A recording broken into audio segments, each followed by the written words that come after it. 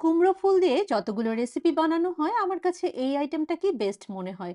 কি যে মজার হয়ে থাকে এই আইটেমটা, বাসায় তৈরি করবেন, আমার বাসার বাচ্চারা থেকে শুরু করে সবাই কিন্তু এটাকে অনেক বেশি পছন্দ করে। তো আজকের রেসিপি তৈরির জন্য প্রথমেই আমি কিছু কুমড়ো ফুল কিভাবে বেছে নিচ্ছি একটু দেখে নিন। কুমড়ো ফুলের এক পাশ থেকে এভাবে একটু ছিঁড়ে নিয়ে তারপরে মাঝখান থেকে এই ডাঁটাটাকে ফেলে দিতে হবে।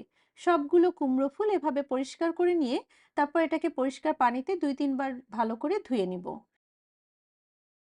ধোয়া হয়ে গেলে এই কুমড়ো ফুলগুলোকে একটা এরকম চালনির উপরে উঠিয়ে নিয়ে পানিটাকে ঝরিয়ে নিতে হবে। পানি ঝরানো হয়ে গেলে এই কুমড়ো ফুলগুলোকে একটা চপিং বোর্ডের উপর নিয়ে মিহি করে এটাকে কুচি করে নিতে হবে। আপনারা চাইলে কিন্তু এটাকে বটি দিয়েও কুচি করে নিতে পারেন। তো সবগুলো কুমড়ো ফুল এভাবে কুচি করা হয়ে গেলে এটাকে আমি একটা মিক্সিং বোলের ভিতরে উঠিয়ে নিচ্ছি। আর আজকের এই রেসিপির মধ্যে আমি কিছু নাগামরিচ ব্যবহার করব। বাজারে এরকম নাগামরিচ অথবা বোম্বাই মরিচ কিনতে পাওয়া যায়। এটাকে মিহি কুচি করে এই কুমড়ো ফুলের মধ্যে দিয়ে দিচ্ছি।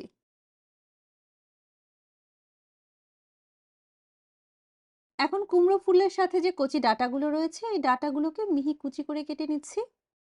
এখন এই ডাঁটাগুলোকেও আমি ওই মিক্সিং বোলের মধ্যে দিয়ে দিচ্ছি। এখন এর মধ্যে একটা বড় সাইজের পেঁয়াজ মিহি কুচি করে কেটে দিচ্ছি। কিছু ধনেপাতা কুচি দিয়ে দিচ্ছি। আর ২ টা কাঁচামরিচ কুচিও এর সাথে দিয়ে দিচ্ছি ঝালের জন্য। স্বাদ অনুযায়ী লবণ দিচ্ছি। এই আইটেমের সাথে আমি কিন্তু হাঁসের ডিমটাই সবসময় ব্যবহার করি। আর হাঁসের ডিম দিয়ে কুমড়ো ফুলের এই আইটেমটা খেতে আমার কাছে বেশি ভালো লাগে। তো ২ টা হাঁসের ডিম এর মধ্যে ভেঙে দিলাম। আর ডিমগুলোকে কাঁটা চামচ দিয়ে ভালো করে বিট করে এই কুমড়ো ফুলের সাথে মিশিয়ে নিলাম। এখন চুলায় আগে থেকে প্যানে তেল গরম করে রেখেছি। এখন এই গরম তেলের মধ্যে কুমড়ো ফুলের মিশ্রণটাকে দিয়ে দিচ্ছি। তারপর ঢাকনা দিয়ে ঢেকে এটাকে রান্না করতে হবে ৫ থেকে ৬ মিনিটের জন্য। এ পর্যায়ে চুলার আঁচ লো মিডিয়ামের মাঝামাঝি থাকবে।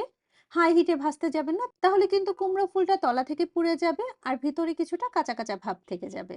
তো ৫-৬ মিনিট এভাবে জাল করার পরে আমি এটাকে ঢাকনা তুলে উল্টিয়ে দিব। যেহেতু কুমড়ো ফুল আর ডিমের মিশ্রণটা একটু ভারী, তাই এটাকে স্পাচুলা বা খুন্তি দিয়ে উল্টাতে গেলে ভেঙে যাবে। এজন্য আমি এরকম একটা প্লেটের সাহায্য নিয়ে তারপর এটাকে উল্টিয়ে দিচ্ছি। উল্টানো হয়ে গেলে এটাকে আবার আমি প্যানের মধ্যে দিয়ে দিচ্ছি। তারপর অন্য সাইডটাকেও চুলার আঁচ লো মিডিয়ামের মাঝামাঝি রেখে ৪ থেকে ৫ মিনিটের জন্য রান্না করে নিব। এখন আমি চুলাটাকে বন্ধ করে দিয়ে এটাকে একটা সার্ভিং প্লেটে ঢেলে নিচ্ছি। তারপর নিজের পছন্দ মতো সাইজ করে কেটে নিচ্ছি। খুবই সহজ, খেতেও ভীষণ মজার। কুমড়ো ফুলের এই আইটেমটা আপনারা বাসায় তৈরি করে দেখতে পারেন।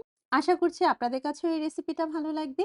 এমন সব সহজ ও মজাদার রেসিপিগুলো আমার পেজ থেকে দেখতে চাইলে পেজটিকে ফলো দিয়ে রাখতে পারেন। আর যারা আমার ইউটিউব চ্যানেল থেকে দেখতে চাচ্ছেন তারা আমার চ্যানেলটিকে সাবস্ক্রাইব করে রাখতে পারেন। আজকে এ পর্যন্তই। আল্লাহ হাফেজ।